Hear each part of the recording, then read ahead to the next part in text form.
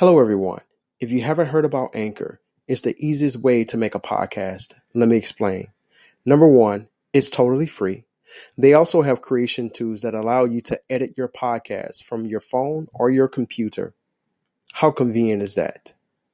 Anchor will also distribute your podcast for you, so it can be heard on Spotify, Apple Podcast, and many, many more. So, what are you waiting for? You can also make money with no minimum listenership. It's time to get started.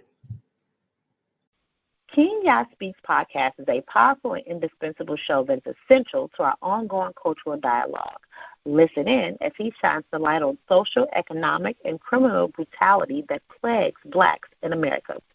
King Yah Speaks is a full-circle discussion that examines the origins, applications, and solutions to these relationship problems. Here are his nuggets of wisdom on how to cope and fight back. Now let's jump into your favorite podcast. Welcome to another week of the King Yah Speaks show. Happy Juneteenth. June 19th, 1965 commemorates Juneteenth. For blacks in America, Juneteenth should reflect freedom, unity within our communities, rejoicing, unflawed educational opportunities, strengthened family relationships, celebrations, and other achievements.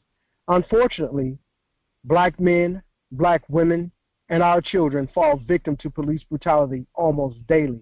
We must unite and continue to fight for our freedom across America. All around the world, people are watching and waiting. Remember the sacrifices our ancestors made. Fight for freedom. Fight for justice. Fight for humanity. Fight for human rights. Joining us is Brother Kwame SunHorse, and he is one of our elders, and he is talking to you about the Overground Railroad. Brother Kwame, how are you? Welcome to the show. I'm grateful. Is this a time for blacks in America to celebrate?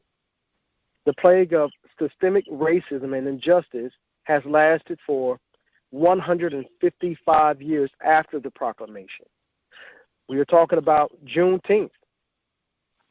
And that was an excellent question that you, and I didn't get to hear that because I kind of got mixed up on the numbers, and I'm glad you repeated it because in the way that we're fighting, because there's a Choctaw prophecy.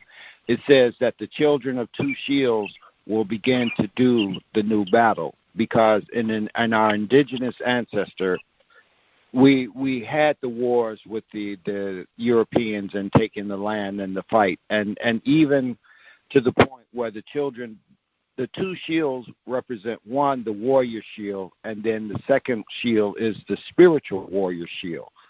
Because the shadow man has to know how to fight the spirits that we're battling. We can't do battle with the army. One of the world's greatest armies is here in this country. But what we're having to do is we have to do in our spiritual battle as the Haitians did, in being able to use our ancestors' guidance. And they use voodoo, and they use the warrior spirit in being able to use that to defeat Napoleon's army, which led to the Louisiana Purchase in this country, which became Oklahoma and all of that land of the Purchase. So what we're looking at is how do we do spiritual warfare? And this is why I said when we create oasis, we come back to the land and we reconnect in our spiritual ways.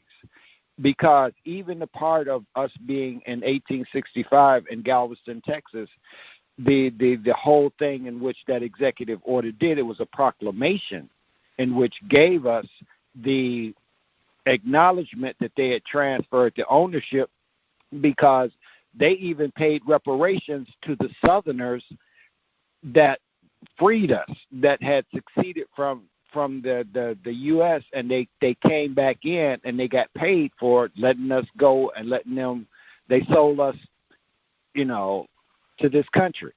So we became the new property because, see, there's two properties here in this country. One in which they took was the land from the indigenous people. You can never own the land, but they put claim to it as the owners of this land. And the other property that they used was us, because they didn't know how to build a civilization. And it's ironic and it's divine order that Granger read that general order in Galveston, Texas, in freeing the last of the captive people. In him doing that, they have built right there in Galveston, Texas, is what's called the Moody Pyramids. It's 3 crystal pyramids, same identical almost sizes as the pyramids in Giza, because Galveston sits on the 29.6 latitude. You can take a line and draw from Galveston directly to the 3 pyramids in Giza. It's no by chance that they're utilizing these sciences that we and our ancestors had given us. So what we're seeing is that they're utilizing the spiritual essence of what they're doing and attempting to keep us from it. But the thing is that you can't keep the originals from being more powerful, because we're their parents. And what we're seeing is that we're now coming back into our power and understanding that, even though they put Let's Make a Slave, and Let's Make a Slave was written, when you look at it, and it tells you that on December 1712, this was given to the masters of the people of the South, and saying that if you do this, this will keep them in bondage and keep them under your control for maybe 300 years. From December 1712 to December 2012 was the end of the galactic year.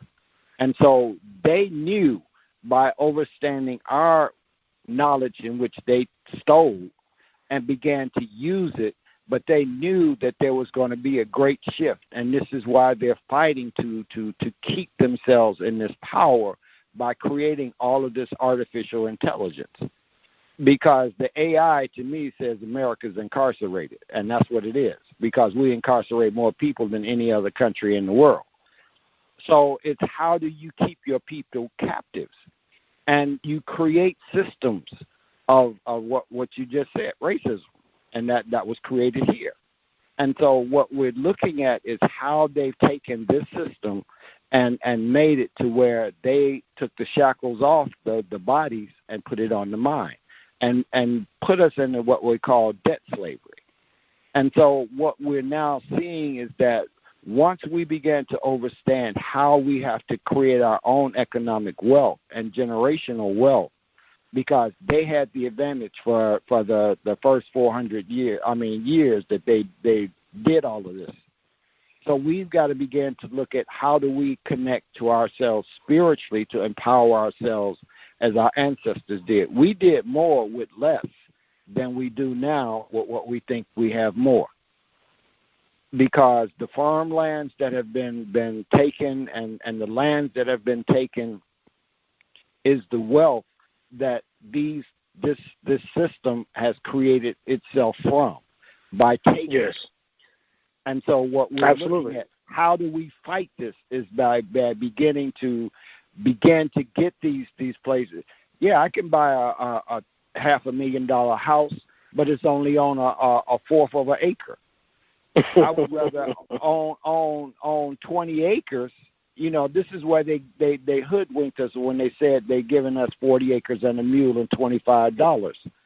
That was what Sherman promised and gave to the people in the Sea Islands, and we lost that. That's how Hilton Head and all of those places got to be, because we own that land, and we still own land in different areas. It's like here where I am in Eatonton, Georgia. It's 58% black, and the families here are old families. This is where Alice Walker was born, and her family still has land here. She lives in California, but she had her 75th Earth Day last year here in Eatonton. And so it's the part of generational wealth and owning in being stewards of the land, because no one can ever own the land. It belongs. That's right. The land is free. Land and water is free. We've got about 4 minutes remaining, and then we're going to the phone lines. So let's go ahead and bring it to a close, and then we'll go to the phone line. You guys are listening to the King Speaks Network. Go ahead. Go ask the question. So go ahead, brother. We got about 4 minutes remaining. No, I'm saying is that what I see and what I'm looking at we need to do is to begin to, number one, is that Julius Nyerere says, whosoever educates your children controls your future. We have got to get our children back and begin to give them the tools, to give them the necessary tools of knowledge, of self and kind, and to give them that will see them for what is in them and the purpose in which they come onto the planet. Our children didn't come to be thugs and drug dealers and superstars. No, they have greater potentials because we knew how to build civilizations, and we have to begin to get those young minds before they take them. And so these are one of the ways in which we'll do is the children. And then we have to look at how do we respect our women, because you tell the greatness of a people by 3 things: land, water, and women. And people say, okay, I understand land. We need the earth to grow the food and water to help to water and grow what we need to survive and eat. And we need water because we're 70% water. And then they look at women. How will you reproduce yourself if you do not have women? And see, the woman was always the matriarch. It was a matriarchal system, not a patriarchal. This is by their design, in which they even took their women out. And this is the part of what we're having to do as indigenous people of this planet, is begin to honor our mothers, our sisters, our wives, our daughters, because they are the ones who carry the mitochondrial DNA. They carry the code of human existence. And what we have to be is we have to be the 3 Ps, the provider, the protector, and the one who professes. Our word has to be our truth and our bond. And if she has those 3 things that she has in a man, then she can nurture and manifest the greatness of what we can become. Because it's through the woman that we even this country, in formulating the Congress and the Senate, Benjamin Franklin went to the Iroquois Nation, and what they had is the 2 longhouses. The longhouses was for the men and the chiefs and the warriors, and they would discuss if we're going to go to war, if we're going to fight these people that's hunting on our land, and they would come to a consensus, and then they would go to the women. And then the clan mothers and the grandmothers would take what they're asking to go to war, and they would go amongst themselves, and they would talk and say, well, if they go to war, what if my husband get killed? What if my son get killed? And they're looking at what happens when the man is absent. The destruction of a nation begins in the home, and you destroy a nation by what? Dividing the family. And if those men are being killed, so this is why the woman would always say that there's got to be a different way in dealing with the situation. But don't be misled, because we had some warriors, Queen Nzinga and Sepshisa, and the different warriors that we had in our nations that were the ones who fought. So we have to be mindful of what we're choosing and what we're going to do in this next new era, which is Aquarius and Leo. And Aquarius is the water bearer. A woman always bears water before she births life. And so what are we going to birth as a people in now coming of the age of Aquarius? What will we birth? And what will we see that we have to look to as in our women? Because if you look at most of our movement and our struggle movements, always started with the women. That's right. It starts with the women and will end with the women. Brother Chester Deans, we are coming to you, your brother. Welcome to the show. How are you? Well, fine, Brother King. Yeah. Brother yes, Kwame. Sir. I love you, brother. I do appreciate the wonderful knowledge that you drop, especially when you keep it